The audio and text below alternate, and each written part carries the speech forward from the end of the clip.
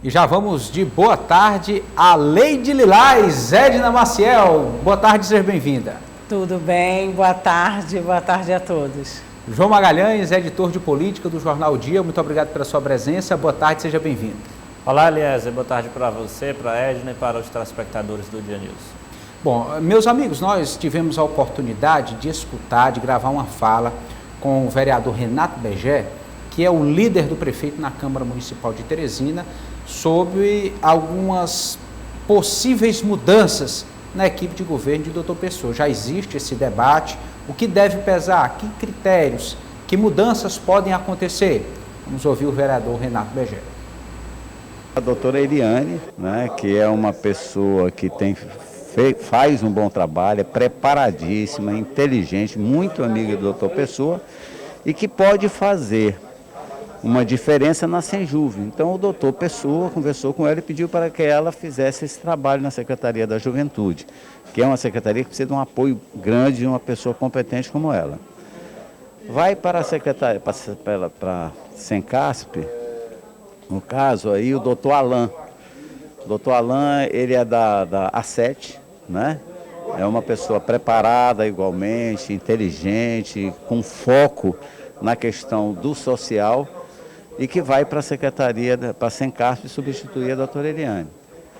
Não sei ainda quem vai para a 7, né, porque tem que vir inclusive para essa casa, e não sei se haverá outra modificação. Né? O doutor Adolfo sai da Secretaria de Governo para a ETURB, confirma? Não confirmo porque eu não tive essa informação ainda. Doutor Adolfo, do mesmo jeito, é uma pessoa preparada, competente, um homem que tem uma história aqui no estado do Piauí, deputado por 3 vezes, é muito amigo, ligado ao doutor Pessoa desde o início, então assim, eu não posso precisar, mas todo gestor precisa, às vezes, pelo que ele vê, fazer algumas modificações. Se for necessário fazer alguma modificação, o doutor Adolfo será, se for para dar o apoio em alguma secretaria que haja necessidade, em algum local, o doutor Adolfo irá sem nenhum constrangimento.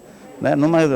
O que importa é que nós tenhamos uma gestão que vá ser voltada para o povo, que trabalhe bastante no social, que olhe acima de tudo a questão da pessoa. O coordenador de comunicação, Lucas Pereira, está cotado para a Secretaria de Governo?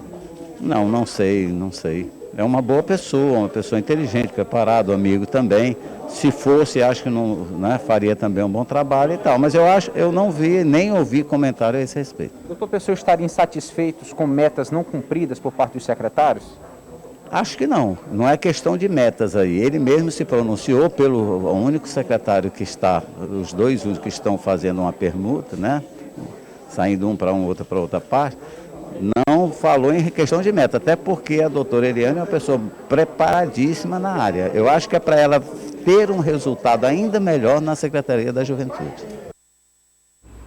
Bom, às vezes nós sentimos a sensação de que ainda se vive uma fase de adaptações, de adequações no primeiro escalão da Prefeitura de Teresina. E para você, João Magalhães, qual a impressão que fica diante de mais um debate acerca de nomes de composição da equipe de governo do Dr. Pessoa? Olha, Eliezer, primeiro destacar que essas mudanças elas ocorrem entre nomes que são, vamos dizer, da cota pessoal do prefeito Dr. Pessoa. Ele não mexeu até o momento no que diz respeito a espaços de partidos políticos, indicações de vereadores, enfim. Essas modificações até o momento, elas se restringem a espaços onde o Dr. Pessoa colocou lá pessoas da sua cota pessoal, como é o caso da Secretaria de Assistência Social, que vai migrar para a Secretaria de Juventude, enfim, essa permuta envolvendo também o Dr. Alain, que está na A7, enfim, realmente passa essa impressão de que o Dr. Pessoa está, nesse momento, verificando qual é o desempenho dos secretários em áreas estratégicas e fazendo aquelas mudanças, aqueles ajustes que ele considera serem necessários para a gestão municipal avançar. O que a gente pode fazer de crítica neste sentido? É que já estamos na metade, né, do primeiro ano da gestão. Então, é tempo suficiente para o gestor ter em mente qual modelo de gestão ele quer aplicar e com qual equipe ele vai ter que consolidar o seu trabalho, principalmente em áreas importantes como a assistência social, que a gente sabe que é uma área que o prefeito se identifica pessoalmente, toda a sua carreira política foi vinculada e construída a essa área social. A gente cita aqui projetos, promessas de Dr. Pessoa neste setor que ainda não foram implementadas. Pode ser até que no âmbito administrativo alguns estudos já venham ocorrendo, mas para a sociedade só vai fazer diferença quando eles forem implantados. Eu cito, por exemplo, o caso dos moradores em situação de rua, que a gente sabe que é um segmento que o Dr. Pessoa sempre teve um olhar especial, ele sempre teve um olhar atento para este segmento, mas que até agora, na sua gestão como prefeito, a gente ainda não observou mudanças. Então, é sim um ajuste na equipe, mas o Dr. Pessoa precisa ter em mente também, acompanhando a evolução do tempo, para que a gente não passe para o segundo semestre do ano e continue falando em ajuste de equipe. Muito bem. Edna Maciel, quando você se depara com esse tipo de informação, você acredita que prejudica a gestão ou pouco interfere tantas mudanças, assim, tantas indefinições e outros nomes que precisam ser adequados à equipe do Dr. Pessoa? Olha, pelo tempo, a gente fica apreensivo, e acho que o eleitorado também. A gente sempre espera que ao início de uma gestão ela já venha com o mínimo de planejamento. É claro que as adequações nos primeiros meses se fazem necessárias. A gente sabe que tem os interesses políticos e administrativos, mas eu creio que para quem elegeu o Dr. Pessoa e sua equipe, há uma apreensão muito grande, porque a sociedade precisa e quer que os projetos sejam tocados para frente, que as coisas andem e que eu acho que mostra um pouco de não planejamento, um pouco de desorganização, porque que se adeque, mas nós estamos acompanhando aqui no ODN várias e fazendo análise de várias mudanças, de vários nomes, de interrogações, como acho que o próprio vereador Renato Begé colocou aí, quer dizer, a gente não sabe ainda sobre a Secretaria de Governo e existem outras interrogações dentro da gestão e essa reorganização, ela tem que ser rápida. Politicamente, acho que não é muito bom, mas pior ainda na questão da gestão, porque a população tem que se sentir segura, né? Quem é que está em cada pasta, os projetos que estão sendo tocados, as votações que estão sendo feitas. Então, eu acho preocupante. Creio que, e espero que, pelo menos nesses próximos meses aí, ou no próximo mês, se defina toda a gestão do Dr. Pessoa. Tá certo, vamos continuar falando de política, articulação, especialmente aí no campo, no seio do MDB, que tem sim suas projeções, suas tratativas para 2022. Sobre esse assunto, nós temos uma fala do vereador Jeová Alencar, que é o presidente da Câmara, e também comenta algumas CPIs em andamento em Teresina e em Brasília. Vamos ouvir. Eu acredito que não só o MDB, mas acredito que todos os partidos nesse momento comecem a ser essa movimentação, né? Mas nós estamos ainda enfrentando uma pandemia, acredito que ainda está de forma lenta. Até porque também existe alguns sinais de que a lei eleitoral possa sofrer alguma mudança. E acredito que a maioria dos políticos deve estar analisando essa mudança que possa ocorrer, se é que vai ocorrer, e aí sim, acredito que lá depois, a partir do segundo semestre, é que realmente deverão acontecer mudanças mais profundas e cada um daqueles que queiram sair candidato vão começar a analisar mais friamente para onde deverão ir. O MDB é muito bem conduzido aí pelo senador Marcelo Castro, pelo nosso presidente da Assembleia, Temístocles Filho, e eles estão buscando trazer bons nomes competitivos para participar da chapa proporcional do MDB, tanto a nível de deputado estadual quanto também de deputado federal. Mas acredito que os outros partidos também estão nesse mesmo caminho, né? É natural, uma eleição se aproxima e cada partido busca bons quadros, bons nomes para participar da sua chapa. Olha, nós temos aí, principalmente eu vivencio aqui, a CPI dos transportes públicos. Vejo com bons olhos, acredito que a Câmara Municipal de Teresina, ela tinha e tem a obrigação de dar uma resposta à população. Eu digo que a CPI ela não vai resolver o problema, ela não tem uma varinha mágica e vai dizer, nós vamos resolver isso aqui, não.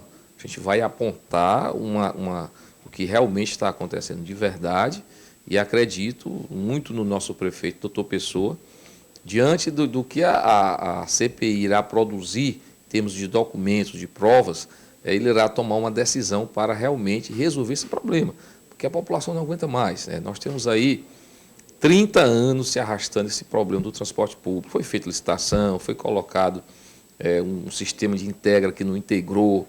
De um lado a gente tem aí os donos de empresas alegando que a prefeitura não tem feito os repasses. Por outro lado, nós temos um governo de apenas 5 meses, 6 meses iniciou agora, e até hoje o CETUD não deu entrada em nenhuma planilha solicitando pagamento. Então, tem algo errado, né? E é justamente esse diz que me disse que a CPI vai estar aí. Tem ouvido os donos de empresas, né?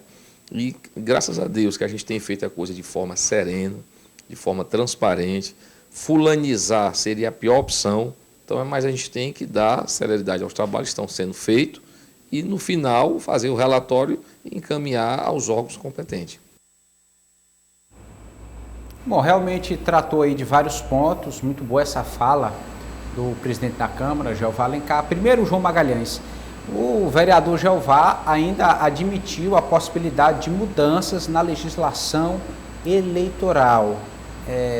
Pelo seu acompanhamento do contexto político, pelo contato que você mantém com uma série de lideranças, realmente se pesa esse fator? Alguns grupos ainda têm essa expectativa de possíveis mudanças na legislação eleitoral que podem já tendenciar de forma diferente as estratégias? Olha, Eliezer, é bom lembrar primeiro do prazo, né? Prazos de mudanças eleitorais. Para elas valerem nas eleições de 2022, elas precisam ser aprovadas pelo Congresso Nacional e publicadas, né? Promulgadas pelo Congresso Nacional um ano antes, portanto, até o início de outubro deste ano. Mudanças significativas a gente não tem observado avançar nas discussões no Congresso Nacional. O que se deve fazer é algum ajuste, o que se chama de uma mini reforma eleitoral. São mudanças de regras eleitorais, mas que não interferem diretamente nesse processo, como a gente observou nas eleições municipais. A questão, por exemplo, da coligação entre partidos na disputa pelo parlamento, isso já é dado como certo que não vai voltar. Cada partido realmente deve traçar sua estratégia de fortalecimento das chapas, pensando em migrar sozinho rumo ao parlamento, porque de fato a chance é muito pequena, muito remota, quase improvável. É quase improvável que as alianças entre partidos elas ocorram na disputa por cadeiras tanto em assembleias legislativas quanto na Câmara Federal. Então o que deve haver é um ajuste aqui, uma mini reforma, uma troca de regras, mas que não influencie diretamente ou que mude de forma muito drástica a legislação que a gente tem hoje. Edna Maciel, sobre o aspecto da atração de nomes, o MDB parece muito envolvido, engajado nessa causa, tem buscado realmente quadros importantes que venham a agregar, considerando exatamente esse aspecto que o João explicou, do fortalecimento interno do partido, já que as coligações realmente não devem voltar. Exato, e o presidente foi muito claro, não quis falar, não quis declinar muitos nomes, né? Mas citou os líderes do partido para dizer que estão em busca mesmo, citou o deputado Temístocles, o deputado Marcelo Castro, enfim, citou nomes fortes lideranças, nomes que nós já estamos, já são figurões, né? Vamos dizer assim, do partido, que marcam, que tem história, para dizer que o partido precisa sim se fortalecer, que eles estão sim em busca de nomes. Ele falou que, embora esse ainda seja um tempo considerado um tempo de outras preocupações, como a questão da pandemia, mas que, assim como os outros partidos, o MDB também está em busca desses nomes para fortalecer aí o partido e para as próximas eleições entrar com força total.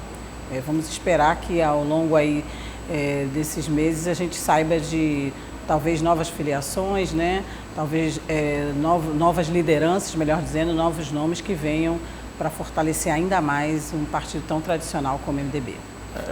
É bom lembrar, Eliezer e Edna, que há algumas semanas a gente observou líderes do MDB bastante preocupados com a questão da formação da chapa para deputado estadual principalmente. Mas nessa semana a gente já observa um movimento bem otimista, tanto do deputado Temístocles Filho, como do deputado João Madison e de outras lideranças do MDB, que realmente conversaram lá com o governador Wellington Dias e agora demonstram certo otimismo no que diz respeito à atração de mais lideranças para concorrer ao cargo de deputado estadual pelo MDB. E esse discurso do vereador Jeová Alencar vai meio neste sentido, de um certo otimismo, dizendo que o partido está buscando outros nomes, deputados, né, que já têm mandato, outras lideranças do interior que pretendem concorrer ao cargo de deputado estadual. Então, de certa forma, é uma mudança no sentimento MDBista aqui no Piauí que a gente tem observado, já que há 2, 3 semanas atrás tinha um certo pessimismo e até cobranças de ajuda ao governador Wellington Dias. Agora o sentimento é bastante otimista. Verdade, a cúpula do MDB andou se reunindo com o governador e parece que o diálogo foi favorável aí para ambas as partes. O partido transparece uma estabilidade maior na base governista, realmente se mostra mais propositivo, mais seguro de seus caminhos, o MDB aqui no estado do Piauí, e como um grande partido deve sair beneficiado aí com esta regra do fim das coligações.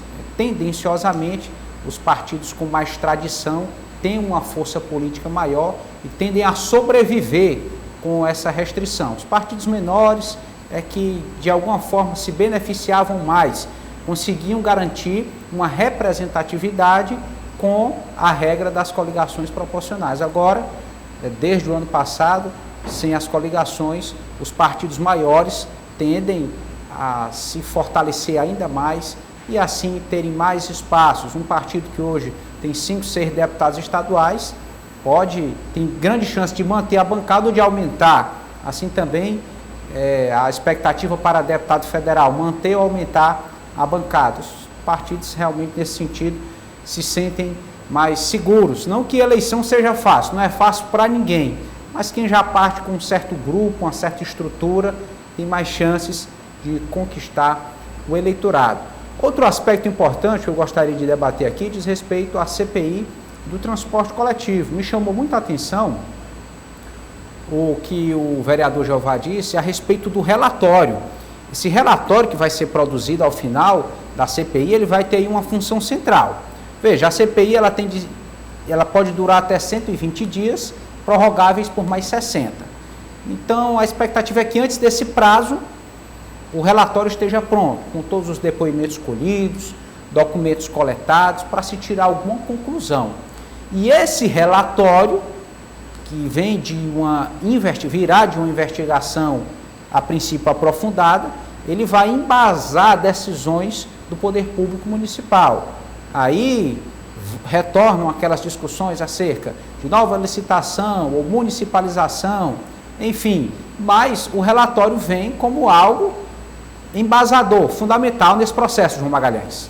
Olha, com certeza. Eu queria destacar também da fala do vereador Jeová Alencar. Ele falou uma frase que eu achei bem interessante. Ele disse que há muito disse-me disse. Aquela história dos empresários vão à CPI, relatam um cenário, os trabalhadores vão lá, relatam um cenário diferente, representantes da prefeitura, da S-Trans, que também vão participar dessa discussão, apresentam um cenário contrário, enfim, é uma discussão onde cada um tem uma versão e a CPI é o momento de confrontar essas versões. A gente espera que esse relatório, ele não traga apenas sugestões, mas ele deixe bem claro o que de fato ocorre no sistema de transporte público. A gente sabe que o modelo atual ele não é transparente. A gente não pode dizer que é transparente, por exemplo, a questão da planilha de custos. O próprio vereador destacou aí que as empresas ainda não apresentaram neste ano um processo pedindo questão do subsídio. Estranho. Então, realmente, são informações relevantes o que a gente espera que o relatório da CPI detalhe e traga luz, jogue luz nessa discussão.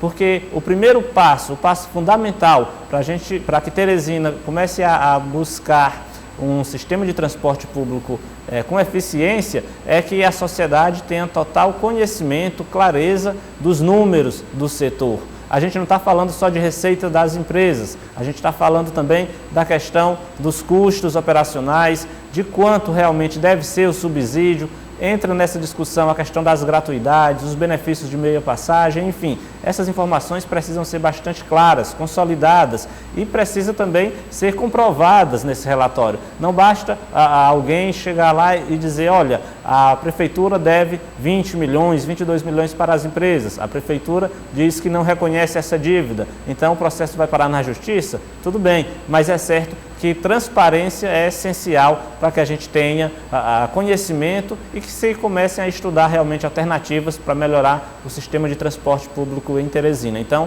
a gente espera realmente que esse relatório seja bastante claro e que a CPI sirva como esse instrumento de jogar luz a um cenário, a uma discussão que hoje é feita sem muita transparência e por conta disso a gente fica sem conhecer bem o modelo, sem até mesmo garantir a credibilidade das informações que são repassadas, seja por empresários ou pela prefeitura.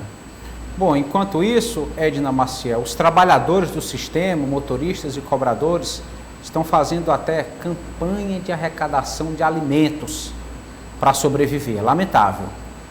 Muito. Há um desgaste muito grande nessa situação, né?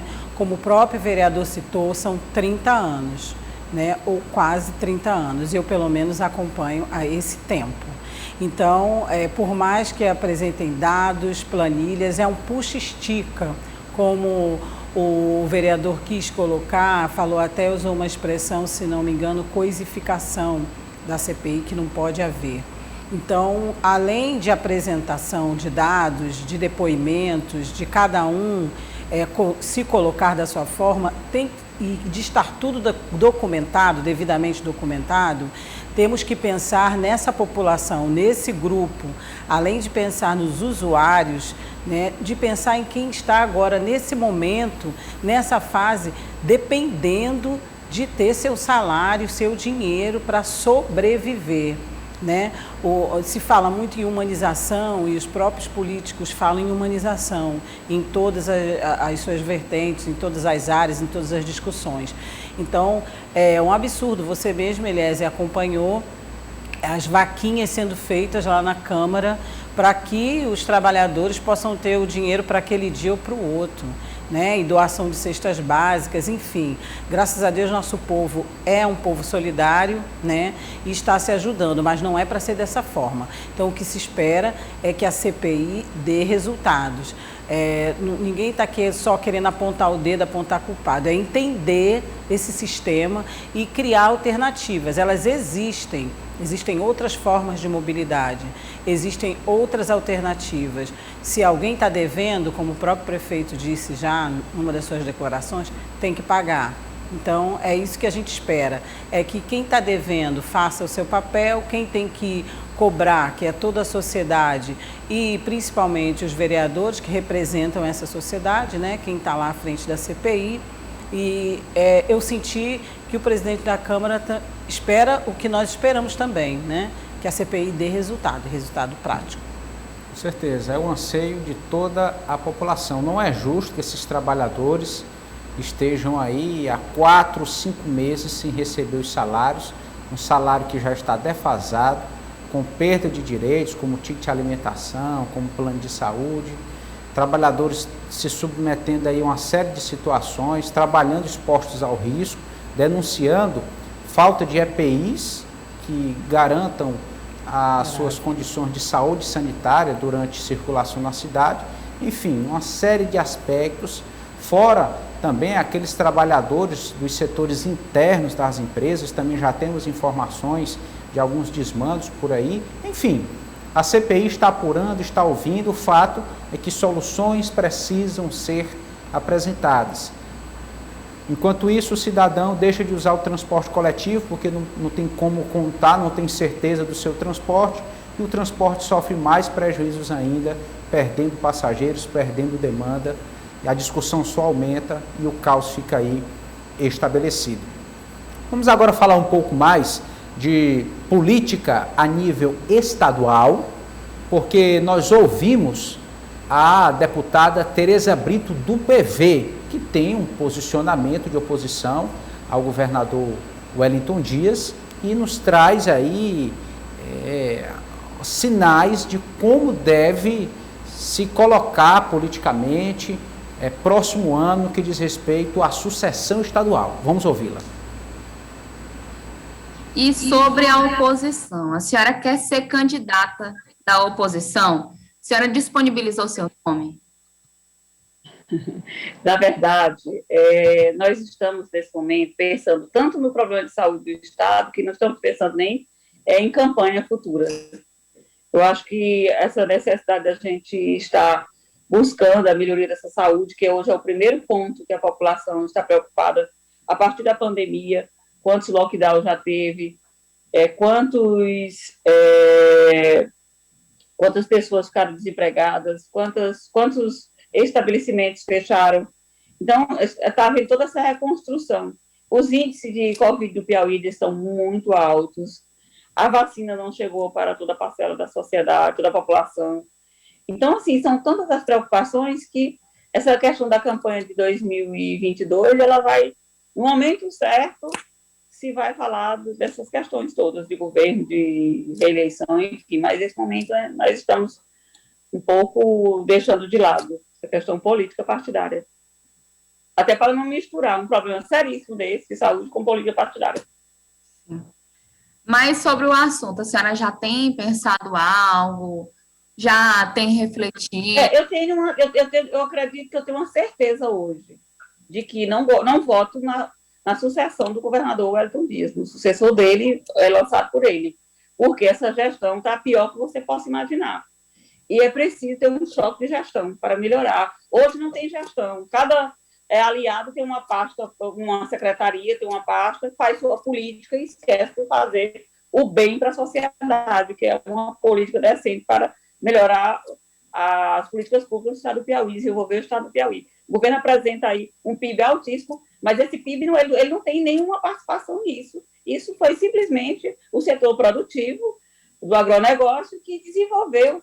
E aí, pelo contrário, o governo não tem, a participação dele é negativa, uma vez que as estradas aí, há anos esse setor produtivo solicita, reivindica e nunca foi feito. Então, isso deve-se ao setor produtivo da iniciativa privada, nada a ver com o governo do Estado. Ele está se apropriando de algo que não é dele. Então, nós temos que ter um choque de gestão. Alguém que faça uma gestão decente para o Piauí, alguém que tenha um olhar para as pessoas, alguém que realmente queira fazer uma política verdadeira, política para os outros, não para os seus aliados. Bom, Edna Maciel, esse discurso, esta reação da deputada Tereza Brito em relação ao governo do Estado, lhe surpreende? Não, né? Não me surpreende porque nós estamos vendo aí como é que, como a deputada falou, né, como ela vem falando, e ela faz uma crítica bem dura, né, inclusive falando aí desse último acontecimento que foi a prestação de contas do secretário Rafael Fonteles. Então, eu creio que é a visão dela, né? É a visão política dela, do partido dela, enfim. Ela está colocando as ideias, fazendo as críticas em torno do governo bem duras, inclusive colocando que o governo está se apropriando, né? Eu só achei bem duras as críticas dela, a forma com que ela colocou, mas não me surpreende tanto. Né? Ela está fazendo aí o papel de oposição, né? E o papel, só não disse o nome de quem seria, né, essa pessoa, esse grupo, de fazer o choque de ideias, né? De fazer o choque de gestão, melhor dizendo. Mas é claro que esse é o posicionamento da deputada, a crítica dela, e a gente sabe que os opositores do governo vão fazer as devidas críticas. Essa visão da deputada e essa fala da deputada é uma fala de oposição. Com certeza. Eu queria exatamente explorar esse ponto que a Edna antecipou. Geralmente, um político declara em quem deve votar, em quem deve apoiar. A deputada Tereza só deixou claro em quem não vai votar, em quem não vai apoiar. Exatamente. Não é, João Magalhães? Será claro. que ela vai ter tantas opções assim no campo da oposição? Olha, Elias, a gente destaca a coerência da deputada Tereza Brito. Eu acho não. Dos deputados estaduais que hoje estão na oposição, apenas ela e o deputado Mar de Menezes são os políticos que realmente nunca foram aliados do governo Wellington Dias ou do seu grupo político. Então, realmente, ela tem essa marca da coerência. A deputada Tereza Brito sempre fez uma oposição ao governador Wellington Dias, mesmo quando ela era vereadora, ela sempre já fazia essas críticas à gestão estadual da saúde, portanto, ela se mantém em um campo que ela sempre ocupou, que foi o de oposição ao governo, ao grupo do governador Wellington Dias. Quanto a um alinhamento dela a outros grupos, realmente eu acredito que ela não terá muitas opções. A gente já bate na tecla há algum tempo de que a eleição aqui no Piauí vai se caminhando para uma polarização entre dois grupos, um liderado pelo governador Wellington Dias e outro pelo senador Ciro Nogueira, do senador, obviamente, pela oposição, e é nesse grupo que a deputada Tereza Brito deve se inserir em um alinhamento natural. Se ela não vota em quem está no governo, automaticamente ela vai pela oposição, e o grupo que mais tem se estruturado neste sentido é o do senador Ciro Nogueira. Inclusive, a deputada Tereza Brito já andou visitando, por exemplo, o Parque Ambiental ao lado do senador Ciro, ao lado da deputada Iracema Portela, demonstrando, sinalizando exatamente que é esse o caminho que ela deve seguir. Mas é bom destacar realmente essa marca da coerência que ela tem, o que hoje em dia não é fácil encontrar na política. Dos outros deputados estaduais lá da Assembleia, a grande maioria aqui está hoje na oposição já foram aliados do governador, mas ela, ao lado do deputado Mardem Menezes, continuam aí resistindo aos encantos de um governo e mantendo a sua postura firme de oposição. Verdade, e a gente sabe que o campo da oposição, propriamente dito, ele é indesejado pela maioria dos políticos. Não é muito fácil se manter na oposição. Ele não é fácil de trilhar, né, Elias? E a gente sabe que o aliado de um governo é como se estivesse ali na sombra. Querendo ou não, ele tem mais condições de ter uma influência, de indicar um aliado para ocupar um cargo público, e claro, não tem nenhum mal nisso. Participando de um governo que um político tem mais condições de demonstrar o seu modelo de gestão e de reivindicar mais ações para suas bases eleitorais. Então, de fato, ficar na oposição durante muito tempo é algo que a gente deve elogiar exatamente por essa capacidade, essa capacidade de resistência, essa coerência e, claro, a independência que isso proporciona para, no caso da deputada Tereza Brito, fazer apontar o que ela considera erros na gestão. E se me Interessante permitem, que essa coerência... Pode falar, Edna. Se me permitem, e destaca, né? A oposição incomoda, mas se ela é feita dessa Sim. forma, como bem o João Magalhães descreveu, ela marca, e a deputada fica com essa marca, tem esse histórico, né? E ela fica como uma referência, né? É bom para a política. Com certeza, e vejo que ela procura aplicar isso também ao seu grupo político, ao seu partido, o Partido Verde. Veja que ano passado apoiaram o nome de Cléber Montezuma, e a vereadora eleita pelo partido, Poliana Rocha, em nenhum momento se declarou até agora como da base de Dr. Pessoa, ainda alimenta aquela postura de independência. Sem dúvida nenhuma, é uma questão, vamos dizer, ideológica que a gente tem sentido falta na política, né? O que a gente tem observado muitas vezes é que quem se elege pela oposição passa ali 3, 4 meses com esse discurso de independência, às vezes se decide, mas normalmente quando se decide vai pelo campo do governo. Então, sem dúvida nenhuma, uma marca que a gente ainda precisa elogiar, destacar, porque de fato é um sinal de resistência política. Não tem sido fácil fazer oposição, seja em nível municipal ou em nível estadual. Bom, meus amigos, eu gostaria de apresentar agora aqui aos nossos telespectadores uma denúncia que nós recebemos da Prefeitura de Teresina. É o seguinte: o atual presidente do Instituto de Previdência dos Servidores Municipais de Teresina, Kennedy Glauber, denunciou um déficit bilionário que teria sido deixado pela gestão anterior. Vamos ouvir o presidente do IPMT. Percebemos que o IPMT hoje tem uma dívida financeira de 152 milhões de reais, deixada pela gestão anterior. Então nós temos já feito as tratativas necessárias, juntamente com a SENF, para que a gente possa estar vendo a melhor forma de estar recuperando esse recurso. Nós temos hoje no IPMT um déficit atuarial de 4,5 bilhões de reais. Recebemos na semana passada o relatório do atuário, e temos realmente uma dificuldade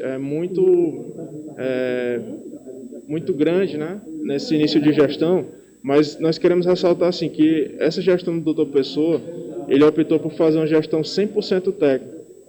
Então, dentro desses 5 meses de gestão, nós conseguimos economizar mais de 57% em despesas de custeio. Estamos fazendo nosso dever de casa, economizando naquilo que pode ser economizado, e nós temos certeza que nessa gestão do Dr. Pessoa nós iremos fortalecer a instituição do IPMT, realmente galgar no sentido de trazer a recuperação, o melhor aproveitamento dos recursos do Fundo Previdenciário, e o servidor ficará realmente satisfeito com essa direção da gestão do Dr. Pessoa. Bom, aí então uma denúncia séria, só recapitulando aqui, uma dívida de 152 milhões de reais no IPMT e o déficit atuarial da instituição é de mais de 4 bilhões de reais. Previdência é sempre um aspecto muito delicado no Brasil, né? Recentemente, o atual governo federal fez uma reforma da Previdência, o governo do estado adaptou para o estado do Piauí, aí alinhado com o texto aprovado a nível federal, e agora recebemos uma informação relacionada à Previdência Municipal aqui dos servidores de carreira do município de Teresina, que realmente nos deixa bastante intrigados, João Magalhães. Olha, é uma informação que surpreende muito essa do atual diretor do IPMT. Isso porque, historicamente, a ex-gestão, né, a gestão do PSDB sempre destacou a questão financeira do IPMT. Inclusive, eu lembro de estudos nacionais, pesquisas nacionais que apontavam o sistema de previdência aqui de Teresina como um dos mais sólidos pela capacidade de investimento que tinha e pela quantidade de recursos que tinha em caixa. Então essa informação do atual diretor realmente ela precisa ser inclusive confrontada por representantes que estavam na gestão do órgão, porque sem dúvida nenhuma ela surpreende muito pelo seu teor. É claro que a gente acredita que o atual diretor traz essas informações baseado nos números que ele tem lá, com certeza, mas é uma narrativa que vai no sentido contrário do que a gente observava e, sem dúvida nenhuma, os ex-gestores devem ser procurados e vão se manifestar acerca disso, porque a Previdência, sem dúvida nenhuma, é algo importante e que influencia diretamente na vida de todos os servidores, tanto daqueles que estão dependendo das suas aposentadorias, quanto aqueles da ativa, né, que ainda estão em atividade e que certamente um dia vão precisar do IPMT. Então, sem dúvida nenhuma, é uma informação que surpreende e a gente agora fica aguardando os ex-gestores se posicionarem acerca destes números para que a gente tenha mais clareza. É a questão da transparência que volta à tona na seara dessa discussão, porque, de fato, o que a gente observava é que essa área da Previdência, aliás, inclusive, era uma das muito elogiadas pelo ex-prefeito Firmino Filho. Ele sempre demonstrava que esse setor da Previdência da Prefeitura estava muito bem embasado e tinha uma base financeira muito sólida. Sim, dizer, João Magalhães, que a nossa equipe de produção tentou contato com o ex-presidente do IPMT, Paulo Dantas, mas até o momento não obtivemos retorno. O espaço aqui está dado para todos os esclarecimentos necessários. Edna Maciel, é impressão minha ou é mais cômodo relacionar o problema à gestão anterior, colocar na conta do gestor anterior? Parece algo recorrente. Bom, o ponto que eu quero reforçar é que, independente de quem foi que fez o rombo, a gente tem que saber. Então, se a culpa é da gestão anterior ou se essa gestão ainda não conseguiu colocar aí as finanças nos trilhos, pelo que nós ouvimos e como você falou, acreditamos que uma denúncia grave como essa, ela deve ser embasada em dados, deve estar documentada, né? Deve estar bem firme. Jamais acho que o diretor faria uma declaração dessa se ele não tiver as provas. Então, nós vamos acompanhar para e passo e esperar que realmente a população tenha a transparência, né? Porque é como o João Magalhães disse, é a questão da transparência que é muito importante. Então, se existe o rombo, logo na Previdência, que como vocês também citaram, é importante para quem está na ativa, para os aposentados, isso tem que ser logo mostrado. A gente tenho certeza que toda a imprensa está voltada os olhos para que nas próximas horas a gente tenha pelo menos uma nota de resposta, né? Porque é uma denúncia e é uma acusação muito forte. Então nós temos que responsabilizar e também ver quais são os próximos passos, né? Quem é que vai pagar por isso, quem é que vai pagar a conta. Olha, Edna, é bom lembrar também que o Tribunal de Contas do Estado, ele tem como papel principal coordenar e fiscalizar a questão dos fundos de previdência, né? Os municípios que têm previdência própria. Então, de posse dessas informações, eu acredito que é hora do Tribunal de Contas, do Ministério Público, enfim, dos órgãos de controle também cobrarem mais transparência dessas instituições, porque de fato, se há poucos meses atrás a gente tinha a informação de que era um órgão que tinha aí quase R$1 bilhão em caixa e agora a versão é outra, de que há um rombo milionário, sem dúvida nenhuma é hora dos órgãos de controle participarem também dessa discussão, dos representantes, dos servidores, tanto dos aposentados quanto aqueles que estão na ativa, também cobrarem a sua parcela de contribuição na questão da fiscalização desses recursos, porque de fato é um recurso que está na mão de um instituto da prefeitura, mas ele pertence a toda a sociedade e principalmente aos servidores, porque é com esse recurso que os servidores vão ter acesso à sua aposentadoria, à questão do plano de saúde, enfim. É um tema realmente bem importante, relevante e que precisa da participação do TCE, do Ministério Público nessa discussão. Certo, muito obrigado aos companheiros aqui do quadro Política do Dia, Edna Maciel, Aleide Lilás, uma ótima tarde, até amanhã. Boa tarde para vocês, boa tarde para a audiência, obrigada e até amanhã. João Magalhães, editor de Política do Jornal Dia, ótima tarde, até amanhã. Boa tarde, Aliás, boa tarde para a Edna e todos os telespectadores. Política do Dia.